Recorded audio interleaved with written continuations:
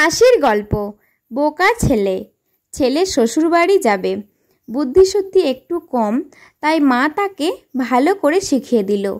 বলল, তোর শ্বশুরের অসুখ, তাই আগে তাকে গিয়ে জিজ্ঞেস করবি কেমন আছেন। উনি হয়তো বলবেন ভালো, তখন বলবি এইটাই তো আমাদের কাম্য। তারপর তিনি কি পথ্য করেছেন জানতে চাইবি। তিনি কিছু একটা বলবেন, তুই তখন বলবি অতি উপাদের পক্ষ। রোজ খেলে তাড়াতাড়ি সুস্থ হয়ে উঠবেন আশা করি। তারপর জিজ্ঞাসা করবি কোন ডাক্তার তার চিকিৎসা করছেন। ডাক্তারের নাম শুনে বলতে পারবি তো, দারুণ ডাক্তার, খুব তাড়াতাড়ি ভালো হয়ে যাবেন। আর সব সময় হাসি হাসি মুখ করে থাকবি কেমন। মা ন্যাওটা ছেলে ঘাড় নেড়ে বেরিয়ে পড়ল। শ্বশুর মশাই রোগের জ্বালায় বিছানায় শুয়ে ছটফট করছেন।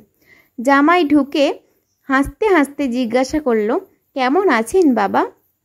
শ্বশুর, আর বাঁচার ইচ্ছা নেই, এবার মরলেই বাঁচি। জামাই, এটাই তো আমাদের কাম্য।